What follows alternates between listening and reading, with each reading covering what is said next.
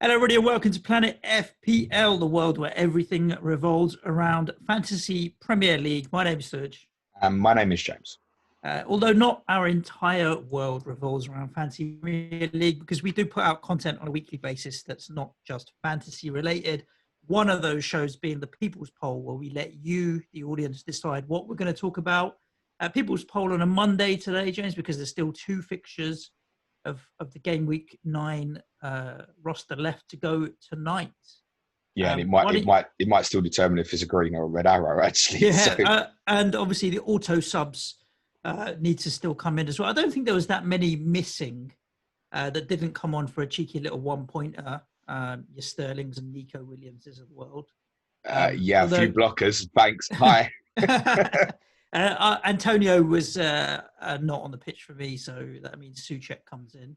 But we'll talk about that. So today's show is the People's Poll. James in a second will run you through the topics and what we're going to be talking about.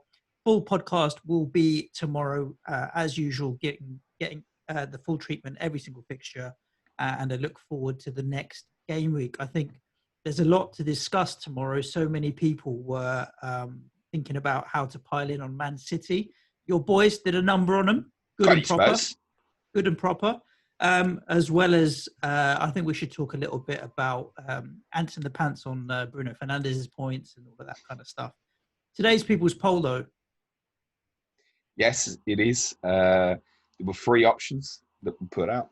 One of them was a kind of a flashback, bearing in mind Scotland have obviously just qualified for their first major tournament in 22 years. Thought it might be nice to have a look back at that team from 22 years ago in France 98, which played Brazil. Many will remember that great Brazil team, the old Nike advert Brazil team. Yep. In the first game of France 98. Drew with Norway and only had to beat Morocco to qualify for the last 16 and got their trousers pulled down quite badly by the Moroccans. So, but that Scottish team had some good players, particularly in the midfield and defensively as well. So I thought it might be a nice flashback. Most people didn't. I guess most voters are not Scottish. The other two, it was very, very close in the vote. 42% and 43% respectively. The loser in the vote, which I think this will obviously come back around, be it for a patrons poll or perhaps even for next week's People's Poll, was football's concern in relation to dementia at the moment, which is obviously a very serious subject that's kind of been floating around probably for around 10 years or so now, kind of rather pushed by Jeff Astley's illness. Jeff Astley was remembered by many outside West Bromwich Albion for one of the biggest misses in an FA Cup final, if memory serves me correct, but was a good footballer.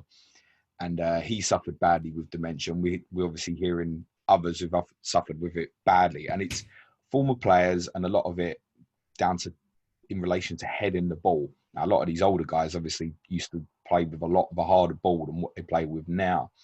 But there is a knock-on effect. You had to listen to Ralph Hasenhüttl's comments in last Friday's press conference saying that when academy players come through the system now, they don't head the football like players used to 5-10 years ago. And a lot of that is because it's being stopped. We put it up for conversation a long time ago as well, that 12-year-olds are not allowed to head a football now unless it's in a match. And obviously under 12s. So there's a balance. And I thought that would make an interesting conversation. Winning. So for the 42% of people that didn't vote, voted for dementia and heading of a football, they just got a mini People's Poll there with your description. You got 2 minutes on it, yeah. The winner in the poll was the Premier League and the EFL's attempts to agree a financial package to help EFL clubs. That is what we will be talking about today, Suj. Yes, indeed. So it's been rumbling for a little while. We know the impact that not having fans in the stadiums for League One and League Two clubs and the Championship and obviously the Premier League, but particularly these lower league clubs, has had for a while. There has been talk that obviously the big boys should be helping out the smaller teams. Something that was mentioned as part of the project big picture proposals a while ago, that the Premier League would change the way that it was drip feeding money down to the lower league clubs. And these talks have been going on for a while, to the extent that last week the chief exec of the Premier League and the EFL were hauled in by the culture secretary and I think it's media, culture, sport, whatever, blah, blah, blah, to basically say, pull your fingers out and stop being a bunch of twats. Yeah, essentially, that's it. What's a little bit shocking on this, the first thing to say is it's a week from December, and EFL clubs have been struggling for 4 or 5 months, if not longer now. I mean, March, basically, isn't it? Right. When Yeah, obviously football stopped in March. first got stopped, and there were a lot of EFL clubs, as we know, were struggling before March as well. But yeah, it's now taken 8 months, and we've still not got a resolution of an actual rescue package for EFL clubs. What we have to highlight here is it's not Premier League clubs as such; it's Premier League. The Premier League, yeah. So it's a collective. Yeah, so the money, it's not going to be 5 million from Liverpool, 5 million from Man United, etc., etc. It will come directly from Premier League. Money that would have otherwise been distributed most likely to Premier League clubs. But the Premier League clubs and the Premier League are in agreement that they can't just watch and let nothing happen. The Premier League has become a bastion of sport in this country. By far the biggest sporting brand, if you will, in this country in terms of governance of a particular sport. Which has obviously grown massively since 1992. And now they're in a position where, like, especially after what happened with Bury and stuff, they can't just sit by and not take any responsibility. Because at the end of the day, there will be clubs next year that are currently part of the EFL that will be part of the Premier League, and the same the year after. As I've spoken many times, the importance of the football pyramid system in our country is absolutely crucial. What was shocking about some of the revelations that come out from this meeting was obviously that the Premier League and the FA, and I'm not saying it's necessarily the Premier League's responsibility what happened to Bury, it's not, but the Premier League and the FA never spoke to Bury till it was done, was finished, never got involved. Plenty would debate that the Premier League should never have been involved at any stage, because why should you just go and help one football club? We spoke about that a lot at the time. Why should people said, oh, Manchester United should just fund them? Well, what about them when it's Macclesfield, who are also down the road from Bury, have also been through similar difficulties? But there is a collective idea that, look, if the money gets dispersed equally now between who needs it, then we can begin to help save these clubs. We're expecting a deal to go through probably this week for League One and League Two clubs, which is to the tune of £50 million. Might sound like a lot. The reality is when you split that over the 48 clubs, it's obviously a fraction over £1 million for each of those 48 clubs, if it's equal. I suspect it probably won't be. It'll probably be weighted. I think I have seen it before. It's going to be weighted more to League One clubs, obviously, than League Two clubs, because of the structure of business. Wages will be higher at League One level than League Two, etc., etc. Now, this original proposal for the £50 million was put in place over a month ago and was originally rejected by the EFL and their chairman, Rick Parry. But it looks primarily because they didn't include anything for any of the championship clubs at the time. They were completely disregarded from the process. And we'll come back round to that. So, but the League One and League Two clubs look like they've come back, and do you know what? It's the desperation again. We need something. We need something. They're probably not getting the best deal at the table here to be going back and accepting the same amount that was obviously rejected 5 or 6 weeks ago. Now looks like it's probably going to be accepted. It's the desperation. It's the whole thing back to Project Big Picture, where, as I said, all these EFL clubs were like, yeah, this is great. Let's take a bigger portion of the money, completely forgetting that the Big Six could have cut off that money at any point, just cut them off completely. And they'd have been screwed and getting less than what they currently get from the Premier League. No. The way that the deal has been structured, as well as the issue around the championship, like you mentioned, we can talk about in a sec, is there was a certain bit disillusion with why the money was split into a loan and a grant. But they would just, look, if it's 50 million, just give the money as a grant. But the actual deal is only 20 million is a grant and 30 million of it is in loans, which needs to get paid back. Which, is that right? Yeah, which begs a lot of questions here. Wow. Obviously, they wanted the money as a grant, but they're like, no, 20 million is a grant and 30 million is loans. You're like, okay, why? Firstly, was it, I know Project Big Picture didn't come from the Premier League or the FA. It came from the clubs, and only a handful of clubs. But why was it okay for the number to be mentioned in that to be 250 million, and yet now we're talking about 20 and 30 million, so 50 million. Doesn't it's like it's such a little hand me down that I don't think it's going to have much impact. Now, in the last few months of last season, how many games were there in the Football League? 12, maybe 12, 13? You mean what left for each club? Yeah. Probably there not was even 10, that 12. because Okay. the EFL would have finished at the end of April or first week of Let's May. call it 10 for argument's sake. I think 8 or 9, I think. And we're about 10 games into this season. So that's 20 games, of which half are home, half are away. So 10 games of no gate receipts has caused this Add in trouble. League Cup, the Papa John's Trophy. Okay. Don't forget that, mate. There were 10 clubs out of the 48 or so. So you're talking 20% that were going to struggle to pay wages at the end of this month. Do you think, this is my question to you, James, do you think that we're going to get inside football grounds again within another 20 game weeks? Oh my gosh, you're asking the question I can't answer. So the thing is, like, it's going to be at least 10. It's going to be at least 10 to 15 games before we're back in the stadium. Well, I can't see us getting back in the stadium. There is a suggestion, and nobody's kind of put themselves forward to actually quote it specifically.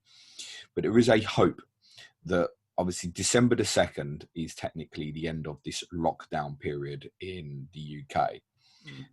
We believe that one of two things is going to happen after that. One is the lockdown will just stay and everybody will have a free-for-all over Christmas, which won't solve anything. Or specific areas around the country are going to be put into tiered systems, which London will have a certain category of what you can and can't do. Manchester is something different, yada, yada. Now, there is thoughts here that certain ones that are obviously in the lower tier of that, where the threat is low, may be allowed back into football stadiums in some part. I think, to be honest, what you'd have to do is treat everything on a case-by-case basis.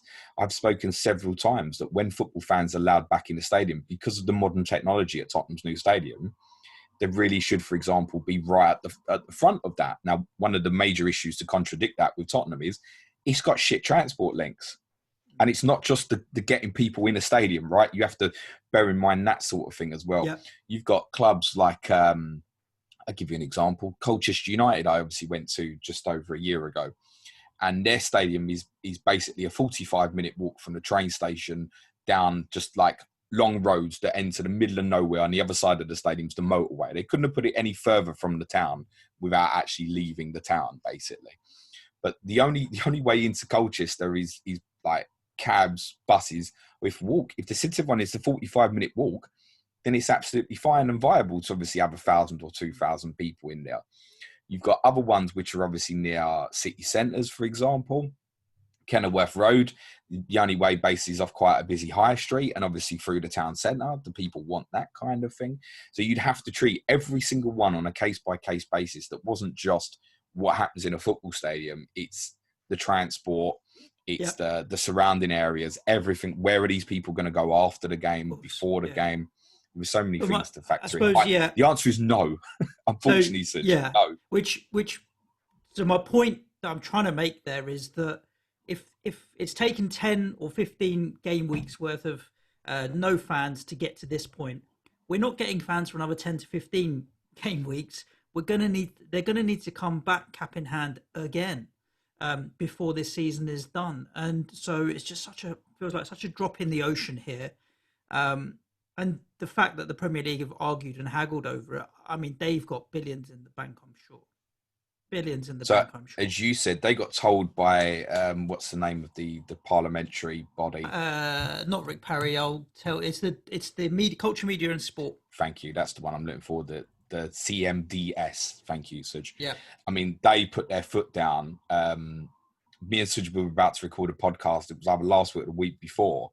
And I said to you that I'd been watching this meeting live in government where they were getting ripped apart to basically say, get your fucking act together, help these clubs come to an agreement.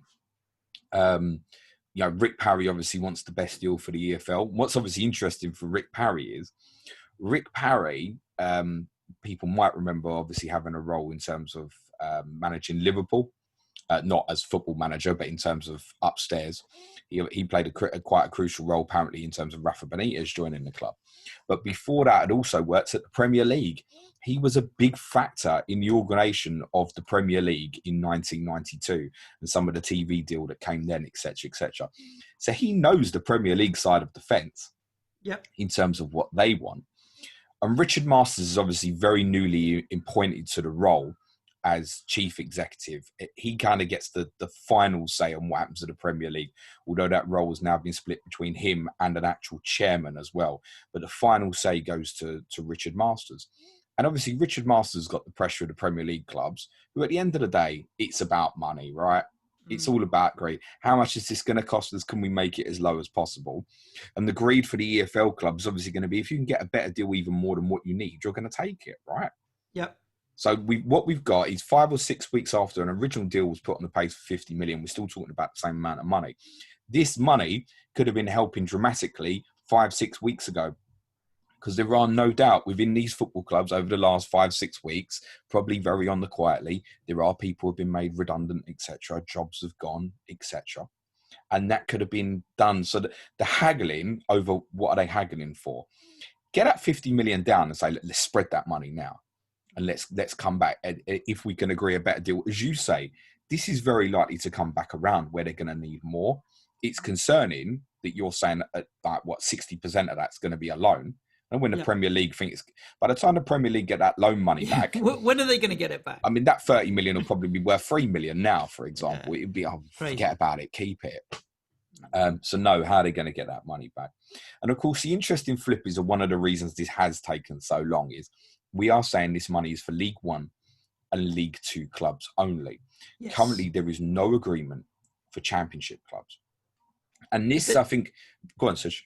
I was going to say, there is talk that the Championship have said, crack on, take your money, League One and League Two. We're going to sort a deal out ourselves. Yes. And so what I could see is the Championship have blessed this deal for League One and League Two because they're confident enough to get their own deal out of the Premier League in terms of some money coming down.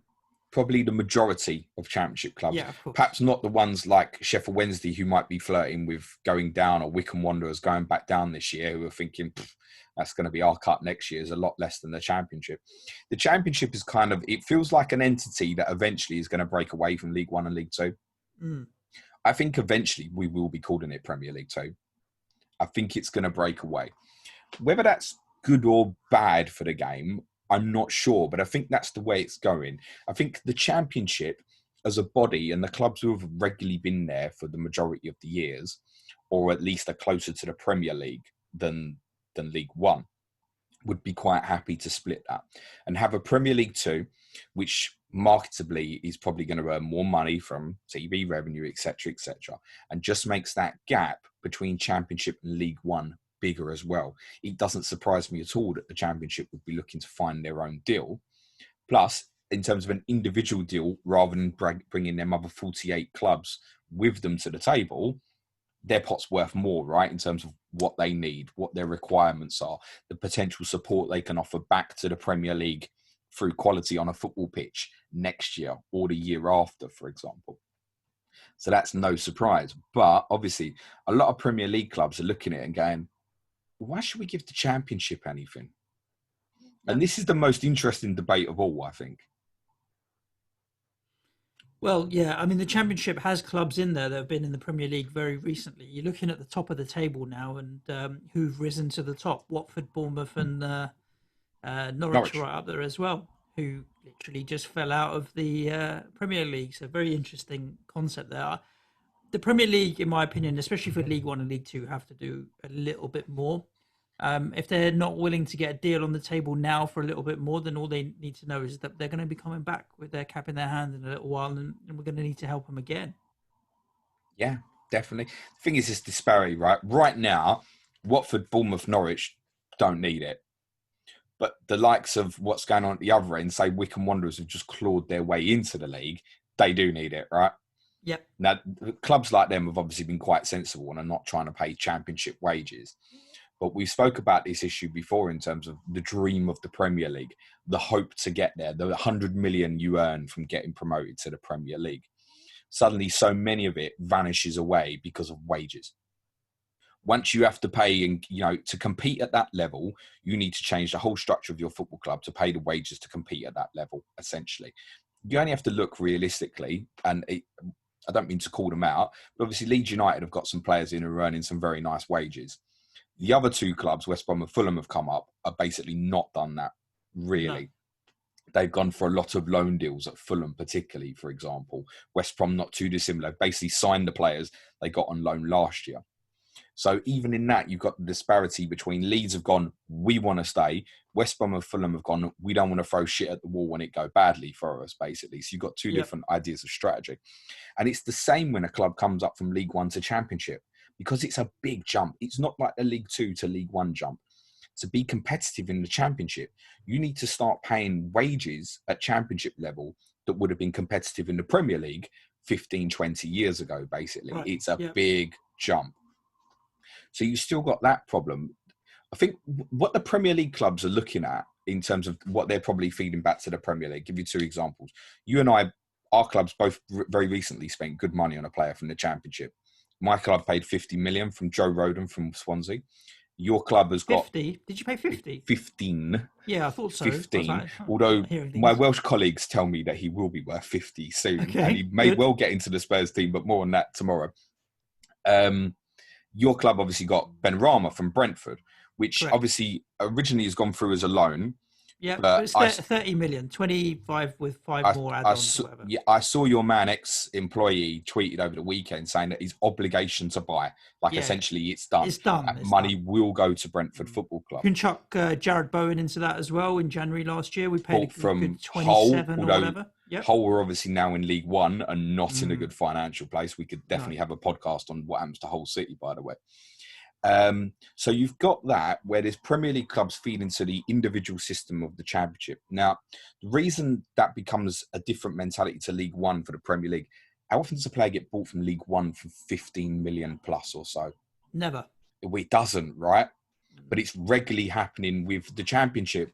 Brighton bought Neil Maupay from Brentford. Aston Villa bought Ollie Watkins from Brentford, right? Yep. So there is a feed there as well too. What's that, sorry? Consa came from there. Consa as well came from there. You're quite right. So there is a feed into specific Championship clubs. There is a little bit of a feeling if your Championship club hasn't got enough quality players for us to buy, then we don't give a shit about you. Yeah. Rightly or wrongly. So if you take the case of Brentford, which we've discussed previously on a Patreon pod we did, their model is very much buy at sort of undervalue and sell at overvalue, right? And their model is working great for them. They've now got a new stadium. They're a forward-thinking football club. That's not the case for all the clubs, right? No. Fascinating. I mean, I can understand why obviously the Premier League clubs are in that sense going, why do we want to help Championship clubs? But there are some of them that are in there that are desperate, right? We don't want another Wigan. Look at Wigan's League One position at the moment. It's a little bit heartbreaking to look at it and go, probably playing League Two next year now as well. We don't really, it's all merit at that level, what you do once you're on a football pitch. But what happened to them in terms of the way they were relegated, now going to fall down into League Two by the looks of it next season, is not what should have happened to that football club. We don't really want that case to come up again. There are some in the Championship which are desperate for the money, which is why it's interesting how they're going to broker that deal, because the Premier League obviously doesn't believe that Norwich City are worth giving anything to, but they might deem that Wycombe Wanderers are, for example. I don't know how that's going to work. That deal will be to follow. We do know that the EFL Premier League deal hopefully will get signed off this week. So do keep your eyes peeled.